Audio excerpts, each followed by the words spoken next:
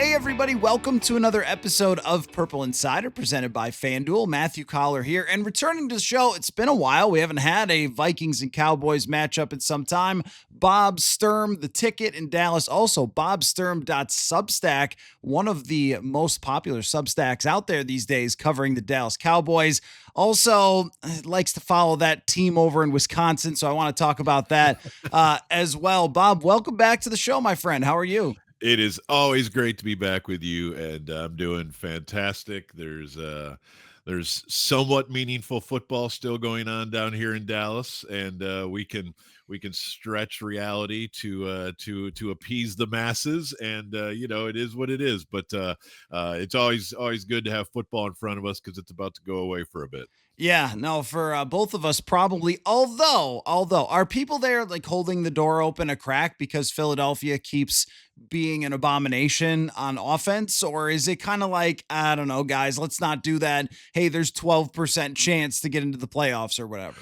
Well, realistically, I think most people are not canceling going to Mexico in January because of playoff games. So realistically, that's there. But I will tell you, there's no catnip in the world quite like an Eagles self-destruction. And so to see it happen in real time and really seemingly started in Dallas when they had a 21-0 lead.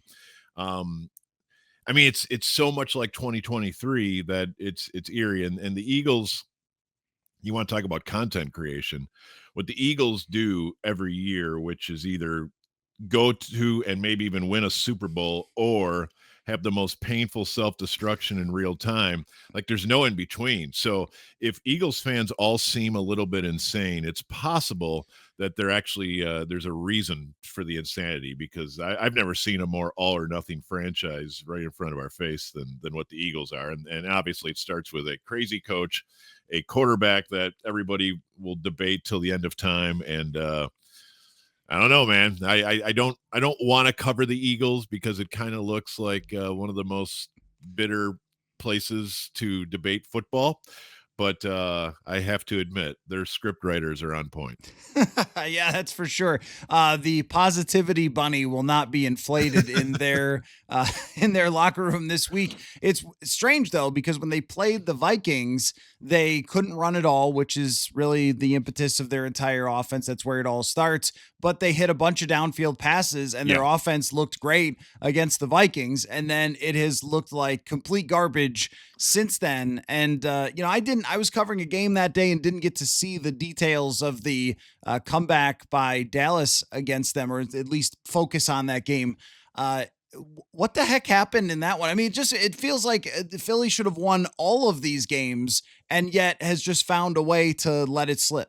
Yeah, well, I mean, that game was pretty wild because there were some gifts from Dallas early on.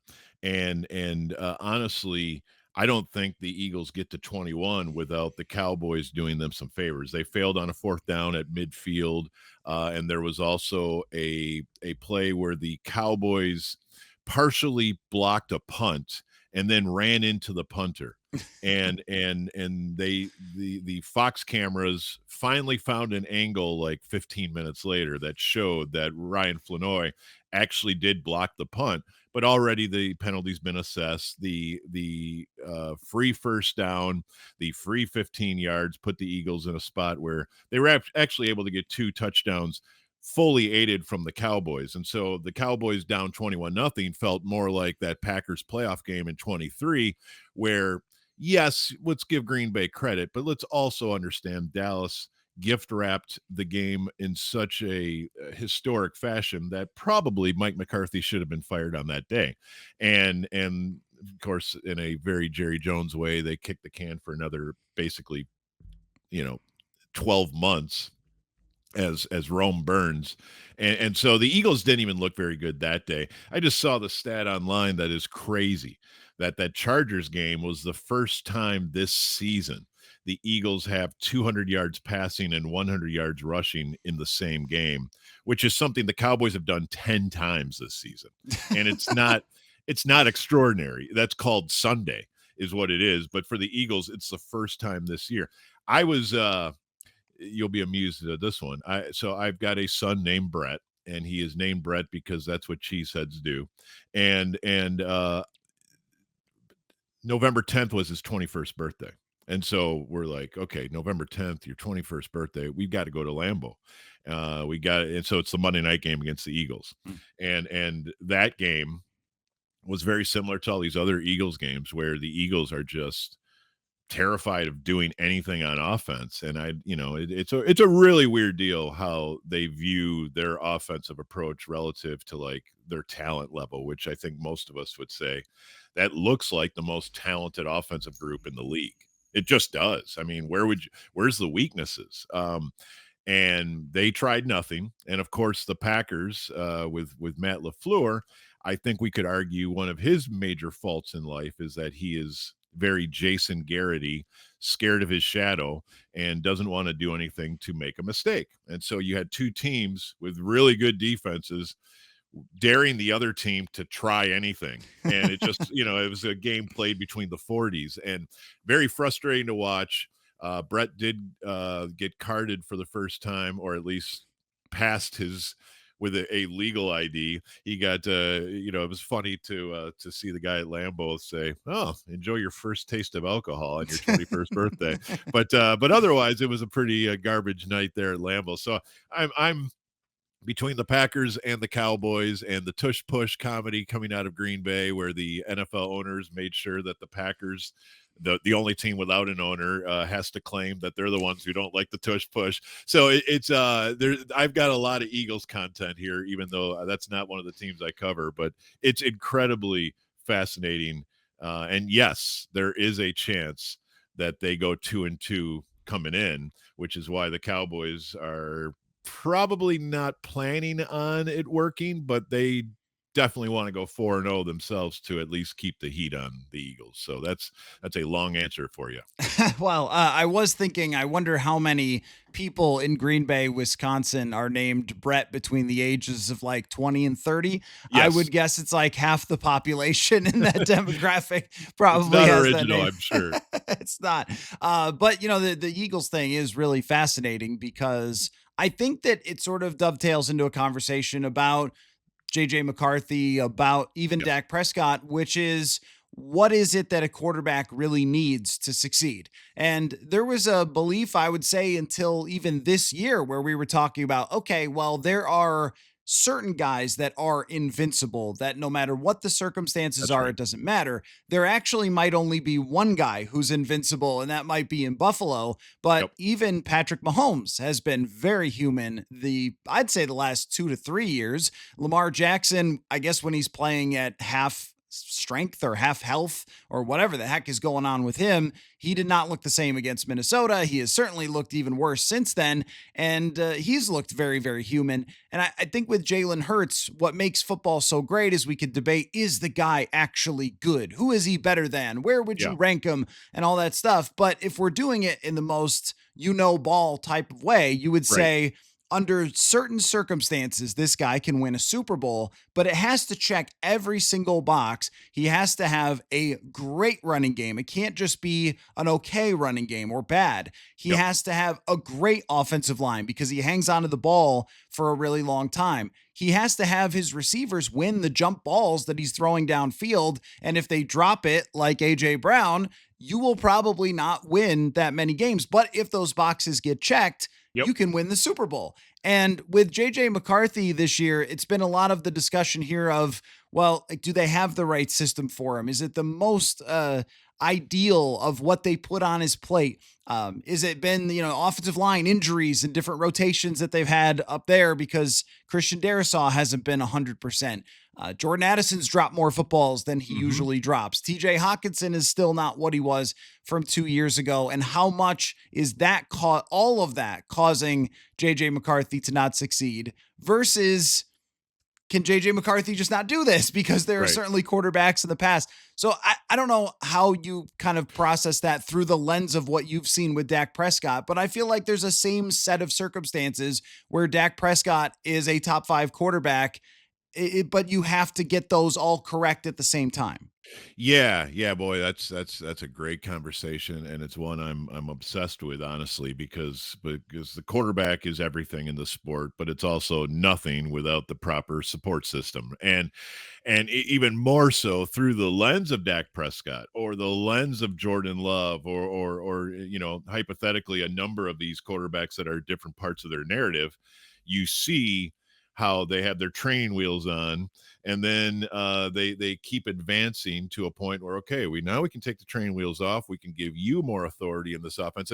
All these themes get talked about like in training camp when all of us have to write, okay, it's a new season, what's the approach for season 5 with this quarterback or season 8 with this quarterback. And all I know is, watching this sport at a very close obsessive level for a long time, is I am now a full believer in the 10,000 hour rule of Malcolm Gladwell and outliers and everything. And because you can see it, you can see how Dak Prescott in 2016 was put on the field with a very talented supporting cast, and they tried to basically engineer a game plan that is, please do not screw this up. And Yes. so every pass was to the boundary or to the sidelines, in a sense of, let's stay away from the middle of the field because that's where bad things happen. Let's stay away from third and long because that's where bad things happen. And so once you understand the calculations that go into every down and distance and even every place on the field of quarterback play, then you can understand excuse me here, the rationale behind how we call things, how much danger are we willing to take on. The risk reward ratio is constant, which is why you do get these coaches who are maddeningly conservative. They've been burned too many times, and they just have too many scars of what bad can happen on each particular play or each particular game plan. And so, when you play Micah Parsons, for instance, the remedy is, we're not going to throw a pass, or we're not going to, and we're not going to give him a chance. So that's what, that Monday night against the Eagles, if you look back, and this is why cherry picking sack numbers is so frustrating, whether it's Jared Allen or Micah Parsons or whoever. You say, well, actually, he only got sacks against bad teams and backup quarterbacks. Okay, let's explain how sacks work. You get sacks 3 out of 4 times. I think it's 70% when you have a lead. And so yes, invariably sacks do come against teams that are behind, and teams that are behind are invariably teams that are struggling, and they're probably going to have quarterback injuries, bad quarterback situations, and they're going to be more desperate. And so teams that are ahead, like the Eagles last year, now can set the narrative to their terms. We're not going to pass when we don't want to. We're not going to give your pass rushers even a chance. We're going to, and so once we get through that, and then the life experiences of years and years and years of good and bad, that's where you get to a guy like Dak Prescott right now. And the Dak Prescott, Tony Romo narratives are actually wildly fascinating when you lay them side by side, because about a month and a half ago, Dak went past the career totals of Tony Romo in terms of games played, games started. And so when you get there, it occurs to you that the best Tony Romo was the last 2 years of Tony Romo. So the year of the Dez catch is probably his very best season, 2014. Unfortunately, his body broke in 2015 and his career ended in 2016. And the similarities are that Tony Romo understood the game at a level that was like his Jedi Knight, training had been completed, right? And unfortunately, as your intelligence and IQ and training goes up, your body goes down, and usually you try to meet right in the middle and say age 30, where my body is still okay, but now my brain has developed. And unfortunately, a lot of guys never get there. In the case of Dak Prescott, though, his training is now complete, and it appears his body's fine. Now, he's never had postseason success, which is why the shouty shows will never place him in the top 5. But I do think Dak is a great a great example of, do you know ball or not? Do you understand what the quarterback is all about? And I think if you do watch his pre-snap ability to get his team into the right plays, and his post-snap ability to not do anything too terribly stupid very often, then I think you see that Dak is one of the more intelligent players in the game right now, and his body's healthy, which tells me his prime might just be starting, as opposed to everyone's attention span of Dak is, waiter, take this away. I've had enough. I don't, Yeah. I know who he is. Well, I don't think you do, because I think he's the best version of himself right now, even though his defense is comically bad. Folks, are you overwhelmed by the number of different options for hair loss? Are you exhausted by looking around the internet for answers and watching late night television commercials, seeing if any of the options will work for you? Well, getting your hair back doesn't have to be that complicated. If you want to be happy with your hair when you look in the mirror, then Hims can help you get that confidence back.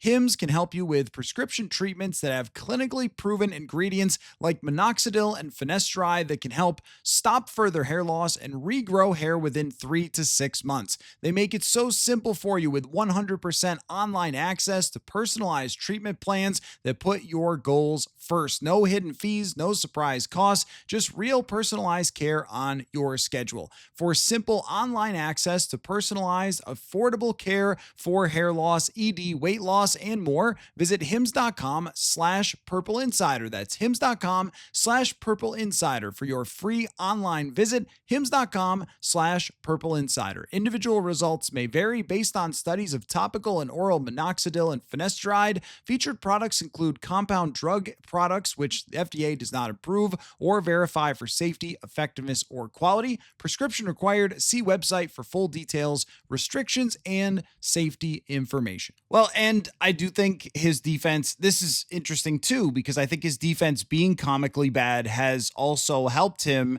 because when you're playing in these shootouts a lot, you're throwing a ton. Yep. And defenses are playing prevent defenses, and you've got more space. We went through that with Kirk a lot of times of like, where did these stats actually come from? Well, he threw for 350 and 3 touchdowns. Right. But you guys were down 17 points in the first half, which has kind of been a thing for Dak. This is also why we use the PFF grades that actually grade the plays rather than just looking at box scores or, accolades or whatever, because he is the third best quarterback in the NFL this year. And having watched enough Dallas Cowboys, because for some reason they're on TV a lot. It's weird. Isn't that something? It is something. They didn't flex this one, even though there's at least 2 or 3 better games. Oh yeah, because everyone watches the Dallas Cowboys. But his performance, if he still had the mobility of early in his career, I think he would be really blowing the league away. And this has been a lot of a discussion here, Bob, about JJ McCarthy and how much he can actually process, how much he can actually see, simplifying, the offense and all that sort of stuff. And the Dak arc is, he goes from a guy that everyone talked about, well, it's his O-line, it's Ezekiel Elliott, it's their defense. And the Vikings played Dallas in 2016, and I remember that game where Dak might have thrown 20 passes. And then as he's grown, I think the more you see him, the more you see now someone who is the orchestra leader there at the line of scrimmage, identifying things. And then post snap, he could see coverages. And, the Vikings have played him a few times, and they've also played like Cooper Rush and stuff and Andy Dalton because of his injuries. But I'm trying to think, the last time, I think it might have been maybe 2019, the last time where he threw about 50 passes to Amari Cooper. And it was then, I always kind of judge players, I know it's unfair, but how they perform against the Vikings is sort of my impression of them. Sure. And I was blown away by that game, especially watching the tape back where you're like, man, the anticipation on that throw. Oh, there was the 41 to whatever game in 2022. He had some sick throws in that game too. And, but that was against a really horrible defense. 2019, it wasn't. And so my impression of him was, wow, like he took Zimmer's defense to task that night, should have won that game. There was some bad play calls at the end by Jason Garrett, but I have felt since that he is exactly what you're describing as the growth and development of a quarterback to reach a certain prime. And with our conversation here, Bob, we are so far away from that with JJ McCarthy. Yeah. When you start talking about how little football the guy has played, it actually blows your mind because they didn't throw much at Michigan. And then Yep. he gets to the NFL. He misses his first whole season. And then this year, we're talking about game number 8 of his career. He's been on the team for 615 days and he's Yes. playing game number 8. And we're all supposed to figure out what this means. But at the same time, when you have a roster core that is older and you have a roster that's stacked and a defensive coordinator who's in the top 5 DCs in the NFL, and Justin Jefferson's here going, any time now would be perfectly That's right. fine. That's right. There's the real challenge of, I think we all know that if you gave JJ McCarthy 5 years to develop, there's a really good chance he becomes an excellent quarterback, but nobody's got that kind of time. No, no, and that's one of the biggest problems with the NFL right now is that they don't have a reasonable quarterback development plan in place, and so it's up to each team to figure it out. Except they don't have a farm system; they can't even use the spring league, which I think is the most obvious solution. Is lit the spring league. And you probably have to have some things in place, some great insurance policies because nobody wants their guy to blow out his knee, playing for Birmingham in the spring. Right. But I mean that's clearly the way to help develop these quarterbacks because the way we do it right now is we draft them super high, we give them a ton of money. We know that the looming deadline of when we have to give them their 50 million and by the time what JJ's of age, what is it, 75 million a year that quarterbacks will make. We've got to commit to them before they've shown us that it makes any sense at all. And so now, thankfully, we actually do have these redemption stories 7 and 8 and 9 years into their NFL careers, the Sam Darnolds of the world, the Baker Mayfields of the world, to prove that you guys weren't all insane when you thought Sam Darnold was a good college quarterback, but he just needed time. This is the Trey Lance thing. When the Cowboys trade for Trey Lance, like we all see Trey Lance as tools, he just has to go to quarterback college. Well, when you traded for him, he had 1 year left on his deal, and so did Dak. So where do you think Trey Lance is going to play? Well, he's going to play scout team quarterback at practice. Okay, well, that's not – I'm sorry. That is not a good plan. There's like – if you trade for Trey Lance and he has 3 years left on his deal and Dak's expiring, I get the plan. Okay, we're going to let Dak walk, and we're going to bring in this guy, and we're going to commit to him, and we're going to rebuild. I don't like the plan. I think it's silly, but it's at least a plan. The one where they have the exact same timeline where what are you playing for? That if Dak gets hurt, Trey Lance will get to play and we'll get to train him. And even, you guys are showing right now that, training him on the job, the NFL doesn't have the appetite. Coaches get fired. GMs get fired. Fans lose their mind by the third week of watching a young quarterback who clearly shouldn't be on the field. Yep. And so it's just, this is why Birmingham or Madrid or wherever these teams might be, where you're sort of off the grid. Now we'll find your games. We will talk about them. I mean, gosh, guys like you and I who have to keep the content creation coming, we would love to have our quarterback in a spring league where we could, fire out 2 or 3 more pieces a week in the middle of draft season. That would be very fun for us. But it's just it's kind of a broken system right now. Where like baseball seems to make sense, where they just have a service time situation where we don't have to give you the moon until at least you show that you're a reasonable Major League Baseball player. Football doesn't have that. We have to draft you super high. We have to give you the moon before you show you can play. And then, I remember being at your stadium last year, New Year's week, because the Green Bay, Minnesota game I was at, by the way, awesome stadium. Yeah. As a Chiefs head, I kind of want to hate everything up there, but I have to admit that was a really fun place to watch a game, even though the Packers acted like they had no intention of winning. But regardless, I have a way of going to Packer losses, it seems. Anyway, I would just say I was leaving that game and hanging out with a couple of my biggest Vikings fans I know, and they were nice enough to accommodate Brett and I last year. And we're leaving the stadium, or we're headed to the stadium, something that day, and we're talking about the quarterback situation. I'm like, man, I feel like this is obvious. You slap the tag on Sam, Mm-hmm. and you leave camp planning to play JJ, and you have it in place, and they're like, yeah, but we can get more offense and defensive line with that money, and isn't that crazy to pay a backup quarterback 40 million? It's crazy. There's no doubt it's crazy, but it's also your best choice. So sometimes your best choice is a crazy choice, but I thought that was an obvious move. Clearly the Vikings brass did not. I don't I doubt. I don't know. Maybe you can tell me. Is anyone going to get fired at the end of this season? I guess I don't know. It kind of looks like your GM is on some thin ice, and maybe the shine on your coach is not quite what it was. But that is a catastrophic decision.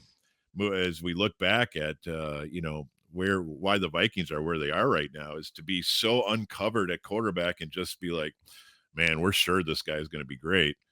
Whoa, that is rolling the dice, my friend. Well, in terms of people's job security, Dallas is going to have something to do with that. I think over these last Yeah, 4 games, there's plenty of opportunity to win and look fine, that's right. and have JJ McCarthy improve and be able to sell the ownership on, like, well, the early part of the season included Carson Wentz. Let's not That's right. forget that. Yep. That McCarthy has had these stops and starts that are uncontrollable. They had a ton of injuries early. It's super ironic to have the healthiest team in the NFL going into week 14 or 15 here. I mean, it's like, Yeah. what? Usually that's early in the season, and then you deal with the injuries. To your point, though, about that decision and young quarterbacks, here's a fun stat for you. Drake May, Jackson Dart, and CJ Stroud are the only top 20 rated quarterbacks in terms of quarterback rating who have less than 4 years experience this year. Wow. And Wow. I'll read you some of the other ones. Penix, 22nd. Daniels, 23rd. Bryce Young, 24th. Caleb Williams, 26th. Spencer Rattler, not playing anymore, but 27th. Bo Nix, 28th. Tyler Shuck, 35th. Shadur Sanders, 36th. Dylan Oof. Gabriel, 37. Cam Ward, 41st. And JJ McCarthy, 44th out of 44.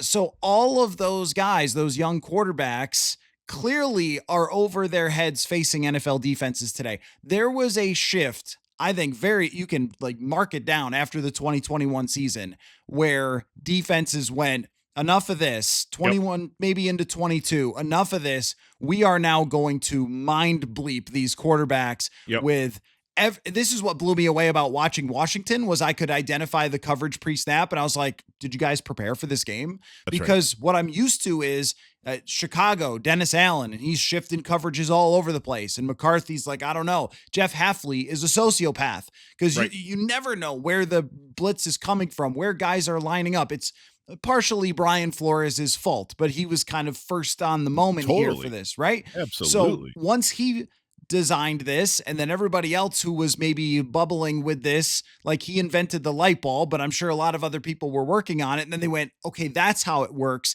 And now if you're a young quarterback, you're dropping back to pass and not knowing what you're looking at, whereas Joe Flacco's like, oh yeah, and they shifted into an inverted cover too, I know where to That's go right. with this. That's And right.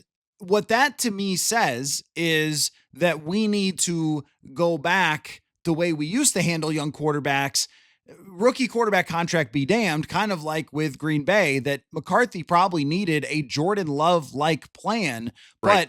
But quarterbacks who get drafted that high, they have agents and they have marketing people and they have a lot of pressure too. Jordan Love's a special person to just sit quietly and do his work. And you imagine how frustrated that guy was. Yeah. So like, there's all that, but I think the miscalculation of the Vikings organization was they thought, we're different. We have Jefferson. With the rules do not apply to us with the Yep. young, inexperienced quarterback, because of our system, our receivers, the money we spent on our roster. And what turned out to be was the rules apply to everyone pretty much, except for Drake May at the moment. But the rules seem to, and even him last year, he struggled quite a bit. The rules apply to everyone these days with young quarterbacks. They absolutely do. And man, I think you're on to some great lines of thought there. Even yesterday, and the Packers just got done with Caleb, and we talk about Jalen Hurts every day, and of course, one of the most intriguing offseason quarterbacks is Kyler,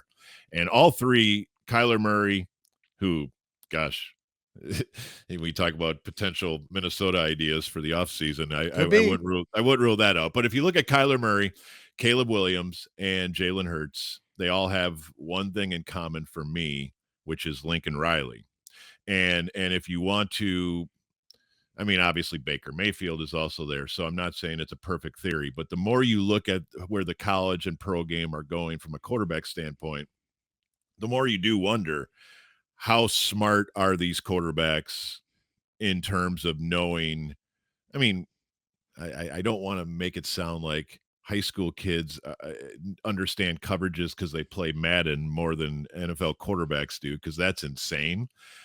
But I do know where to go with the ball if I see cover four. Now I don't know what it's like to get sacked, and I'm not trying to say that really a video game kid is smarter about coverages than an NFL quarterback. What I am trying to say is the whole point of the college football system has been to simplify Yeah. for a quarterback. And simplifying for a quarterback is, to put it a little rudely, dumbing it down to, I want you to go 1 to 2, and then we're going to hit the check and get out of here. And we're not going to do full field reads. We're not going to audible at the line of scrimmage. The days of Aaron Rodgers basically, and Aaron has a lot of abrasive qualities, and he's not terribly likable, even to lifelong Packer fans. So I just want to be clear that I'm not under any sort of Aaron Rodgers spell.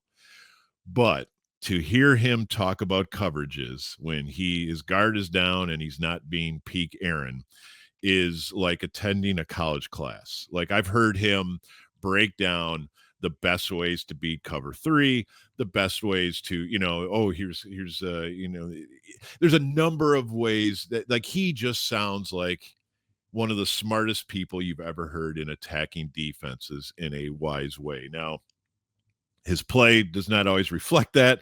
And speaking of conservative, yes, I do agree that Aaron Rodgers probably could have been better if he wasn't worried about his quarterback rating at all time.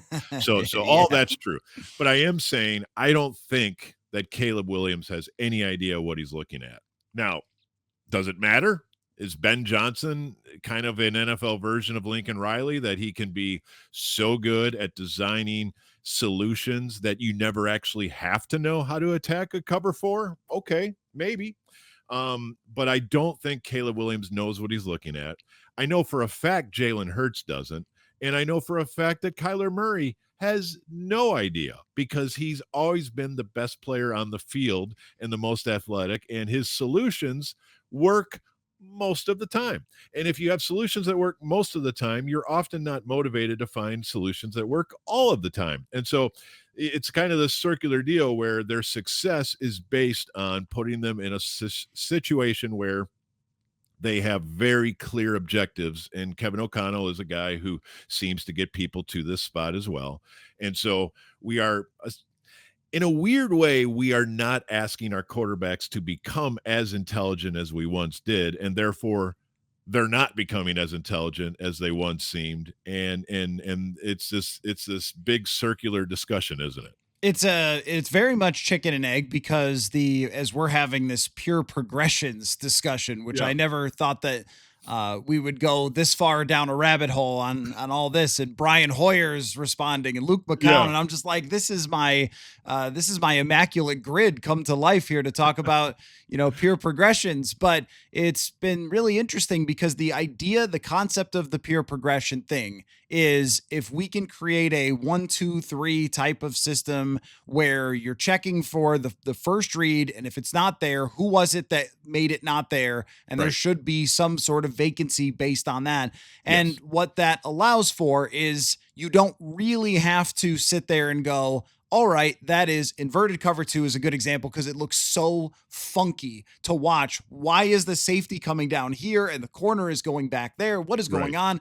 Right. So you don't have to immediately, and people also don't realize how MFing fast this stuff happens. Oh Like my you gosh, are yeah. talking about lightning bolts, right? So like you get the snap and then, these guys have to process it so quickly. So what they're trying to do is to say, all right, you have to just look at your first read. And then if it's not there, that should give you the next read. And then if that's not there, as you said, then just go ahead, check it down, scramble for a first down, and then we Yes, keep the train on the tracks. that's right. And I think that Kevin O'Connell's theory was I can take that idea and I can dress it up. So I can do a little bit of a wrinkle here and I can do a little bit of a motion there. And I remember it was one of the wide receivers told me, he was like a veteran wide receiver who had been around, said there is more formations in this offense than any other offense in the NFL. But that's part of the window dressing Mhm. of this very simple, basic idea, which Complex simplicity. exactly, which I think is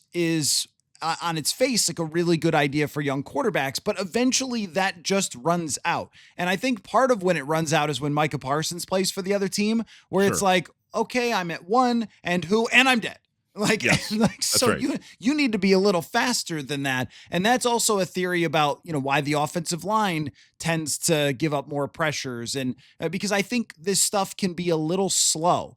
And Yes, you see Joe Flacco protecting himself. We'll probably see Phillip Rivers do it, like, because he knows what it is. He identifies it immediately, gets rid of the football. But JJ McCarthy is not identifying it that quickly. spot So, on. but the only answer that we can really continue to circle back to is, well, he's just got to play a lot of football games to see Mhm. it. We realized this. There was a big discussion last year about VR, virtual reality. We're strapping the headset on him. That's right. So that's okay. There's nothing like it. Micah Parsons can't kill you in the Yeah, VR, right? So there's a whole thing about like we keep coming back to the same solution, which is he has to just play and play and play and play. But yeah. then when do you decide whether he can actually play? And I also wanted to bring up something on your point about those quarterbacks that you mentioned. Lincoln Riley's a connection. Here's another connection. They all run. And what has the NFL been working on for the last 5 years? Once Mahomes starts destroying the league, scrambling, rolling around, well, those defensive guys weren't sitting at home being like, I don't know, guess we're screwed. Right, Let me go back to the golf course. No, right. they were in their offices working 24/7 trying to figure out how can we stop Kyler Murray? How can we stop Jalen Hurts? The scrambling element of it was you have to have a quarterback who runs and scrambles. So every defense is like, all right, well, we've got to design our defense to stop runners and scramblers. That's right. And also what those guys have in common, they throw a lot of deep balls, which also now you see everybody playing the two deep safeties to take that stuff away. And this is what makes our game so freaking beautiful, Bob. Yeah, there's no doubt. There's no doubt about it. Yeah, I mean, that's the weird thing when people like compliment Jalen Hurts on throwing a great deep ball. Um, I, I'll walk you all the way back to Quincy Carter and say that Quincy Carter's best pass Mhm. was when he knew that the safety wasn't going to mess up a go route, and so I think it's the most basic thing in the world to say that a quarterback can throw a 40-yard drop in the bucket down the sideline pass because that is one where they feel safe and they feel confident that this is not going to ruin my week and maybe my career by getting me barbecued for throwing a horrible interception across the middle. Yep. So that's, the more you look at this, the more quarterback play seems to come down to two things. One, do they throw the ball with confidence over the middle? And I'm not saying you have to. I am saying it tells me that you are seeing the secondary with confidence. One of the guys who never gets credit from anybody in this league is Jared Goff. And the way Jared Goff fires Diggs Mhm. with such confidence and such belief that this is absolutely where I want the ball and I'm going to break a dinner plate with my accuracy like he has when he has a clean pocket, Mhm. he throws the ball as accurately as anybody since Drew Brees in my mind. And like it is so good. There was a 3rd and 6 against Dallas last Thursday night in the fourth quarter where Detroit actually is allowing Dallas back in the game. It's like 30-27. His pass to Jameson as he's got somebody right in his face, he puts it on his hands at such speed and incisive greatness that, I just think Jared Goff is wildly underrated. And I think part of it is he kind of looks like he might not be the brightest bulb, and he's got that California reputation, just all that. But I think he's spectacular unless you can hit him 10 times in a game, and that's hard to do with Detroit. But to circle back to that's one element is, to me, do you throw the ball in the middle of the field? And by the way, the answer is no to all three of those quarterbacks we just named. And by the way, height might have something to do with it too. Yes. You Yep. can't actually see it. And then the second one is just, I don't know. I don't know that I'm a full believer. And by the way, I love your book, and I think people should read your book about PFF. And this is a quick digression, but maybe this whole conversation is a digression, one on top of the next, because that's how we roll, and it's fun. The touchdown to interception differential ratio is one of the worst stats in the world.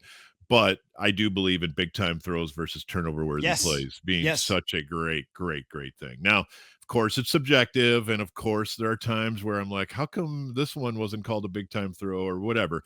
But it's such an advancement in our brains, and I think it's a much more useful stat. And so that's there. The other thing, though, and this is a quarterback intelligentsia debate that will never end, or maybe it did end and I just won't give in on it, which is, are sacks a quarterback stat? Yeah. And the reason I push back on it is I see the value in a franchise left tackle. I see the value in great pass protection, and I know what goes into it. And I know that the best teams can pick up a double A gap, cross blitz, they can just hand it off one to the next. And offensive line play is so beautiful and so important.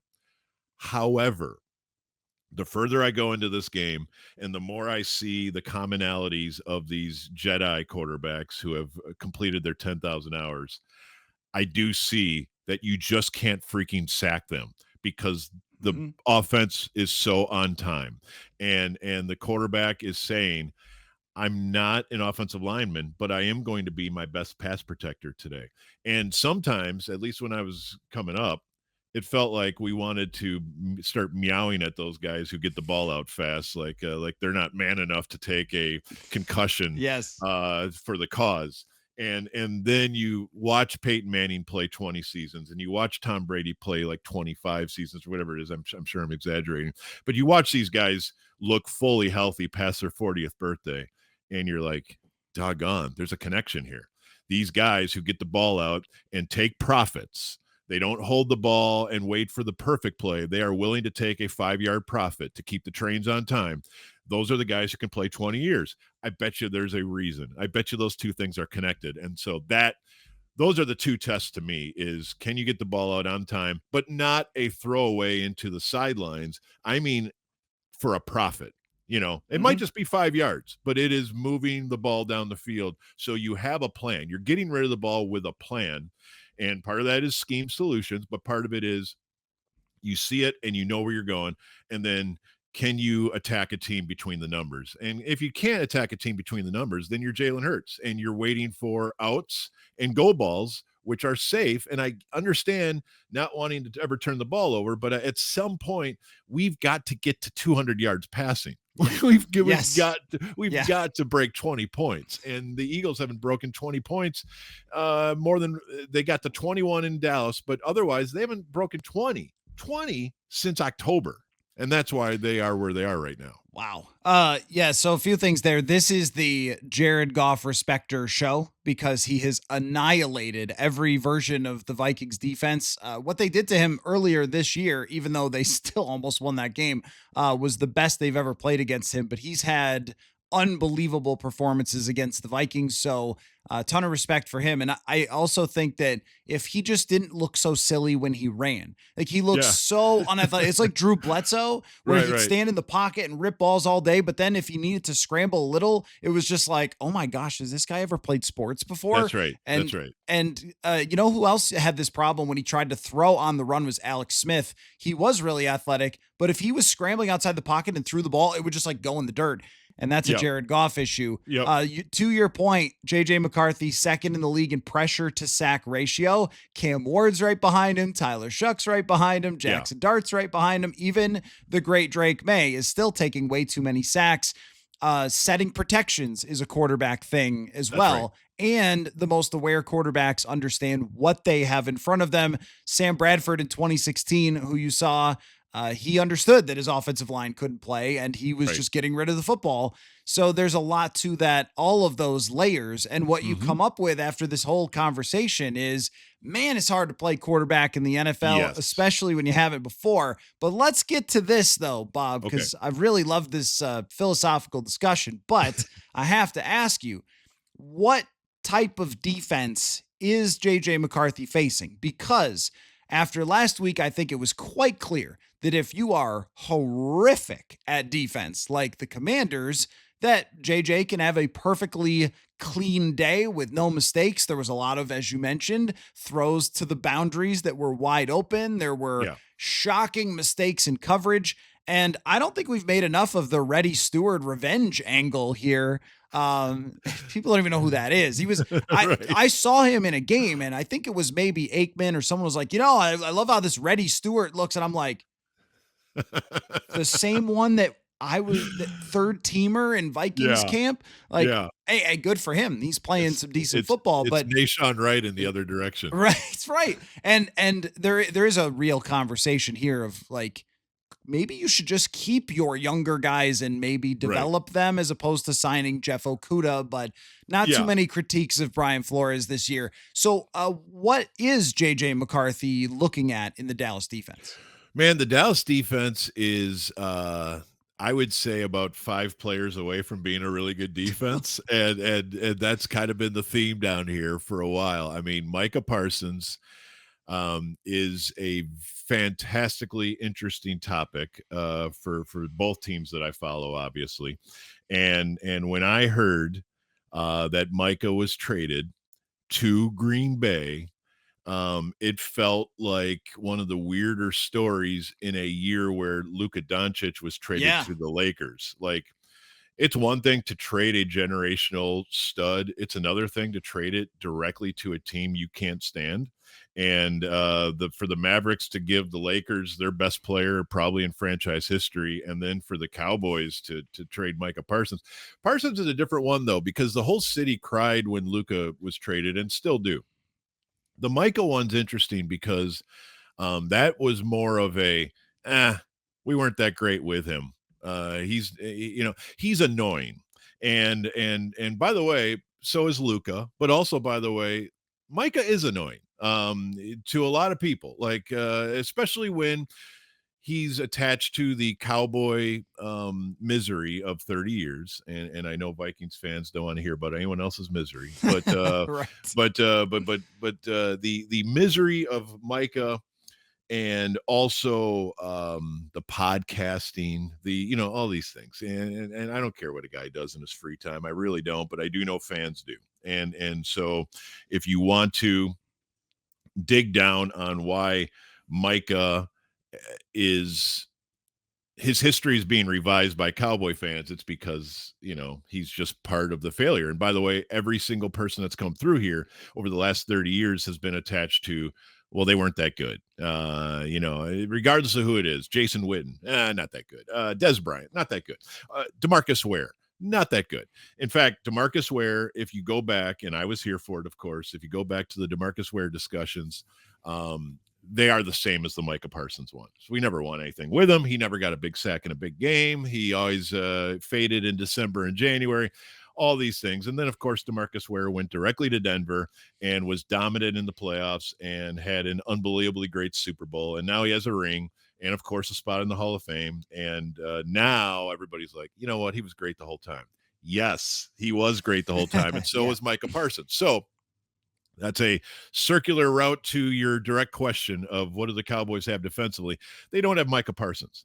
And that same game you referenced 30 minutes ago, where the Cowboys scored 40 on the Vikings, was the same game where I saw Kirk Cousins, considering the rest of his life and how he would like to live it. And Yes. he Yeah. was so terrified of Micah Parsons that day. I've never seen a quarterback of that level kind of mentally tap out of a game because honestly, he had it with Micah Parsons. And when you have a guy like that and you're so willing to trade him, I feel like you've really lost the plot. Yep. And then when you don't trade him to like Tennessee, where he can never be part of your life again, is really weird as well. But whatever. Green Bay's happy to have him, and I think they believe he is worth the contract and the two number ones. And I guess, we'll see how that works out here down the stretch. So when you play the Cowboys, the thing they didn't have in 2024 was defensive tackle play at all. And so in a very Cowboys way, they have gone and signed Osa Odigizua to $80 million to keep him, and then trade for Kenny Clark, and then trade for Quinnen Williams. So now they have three defensive tackles who all make $20 million apiece. And it's kind of a comical moving of resources that took your biggest strength and addressed your biggest weakness, but now your biggest strength is your biggest weakness over here, and you don't have any linebackers behind them because Kenneth Murray might be the worst linebacker I've ever seen at the NFL level. It's awful. And yeah, absolutely awful. And then behind them are two safeties who, haven't really made a play, but also haven't had their jobs challenged in like 5 years, in Donovan Wilson and Malik Hooker, who must be great guys, but I just never see. I just can't think of a play Malik Hooker's ever made. And that's not to say he's awful. Actually, that's probably a compliment to a safety if you don't notice him very much, but it's like, where's the competition in this room? And then at corner, they completely turned on Trayvon Diggs because he had the audacity to get hurt. And of course, Trayvon Diggs has always had a little bit of a business decision mentality out there on the edge. He's definitely not Antoine Winfield. So he's the new guy who makes a lot of money that Cowboys fans can't wait to get rid of. Sure. It's a moving target because it's a conveyor belt. It was DeMarcus Lawrence. Oh, let's get rid of him. And it's Micah. Let's get rid of him. And now now we move on to Trayvon Diggs. So to me, the Cowboys have two number ones. They have no number two, no number three next year, and then I think they get to pick again in the fourth round. They got to go defense because their offense is great, assuming they keep George Pickens, and their defense is ridiculous. And now, like we said, all they have are defensive tackles. That's all they have. And so I would not anticipate running inside on them. And I would also anticipate inside pressure because Quinnen Williams is getting like 8 pressures a game, it seems like. But there's just nothing consistent on the edge. They have a bunch of platoon edges, I would say, where this guy's good against the run. This guy can rush the quarterback. And so like Dante Fowler types, Donovan Ezeraku, I like a lot, but he's just a baby. But Dante Fowler is like a perfect Cowboys edge right now, post Micah, where you would not want him on the field on a running play. And in pass plays, he can cause some trouble, but not nearly enough. So it's just a bad defense. If it wasn't for the Bengals, we would say this is the worst defense in the league. But the Bengals do live here, so you're going to have to live with like the 31st best defense in the league. Yeah, that's where they are. This is order of operations is funny because if the Vikings opened up against Washington, Dallas, and the New York Giants, JJ McCarthy might feel like he was the best quarterback in the NFL. Right. He might. I mean, I think this is the week where Justin Jefferson 10 for 120 finally happens. I would think. And they break through because there's just not coverage out there. All right, give me your prediction here on FanDuel. The Dallas Cowboys are 6.5 point favorites, and the over under for this is 47.5 points. How are you guys feeling about it? Man, I think the Cowboys probably are going to overwhelm the Vikings with offense. This is going to be a great test for Brian Flores. If he can slow down these guys, I will be very impressed because very few teams roll into this situation and slow down what we currently have. And by the way, I know you don't have to go very far back in the schedule to say this is a ridiculous claim, because that Cardinals game did happen in November, and so the Cowboys were very slow that night. And we can debate before the bye week and after the bye week, but I would anticipate this looks to me like a 31-21 type game for the Yeah. Cowboys. And so I would definitely bang the over. I'm not positive I'm laying 6.5 on the Cowboys anytime soon. But if forced, I would probably go that route just because Pickens and Lamb usually are incredibly tough. And if you put all your energy into taking them away, then Ferguson and Turpin and Javonte Williams underneath can really cause problems. So it's tough to slow the Cowboys down at the Death Star. So I would probably roll with them. Well, I vowed not to pick the Vikings the rest of the year after the Seattle game, so I will also be picking Dallas in this one, but we will see how it goes. Bob Sturm, you're the best. BobSturm.substack, the ticket down there in Dallas. Great philosophical breakdown with two teams that are maybe regretting a lot of things so far this year. Yeah. So great to get back together with you, man. Thanks for coming on. Yeah, we got to do this more often, man. Really fun.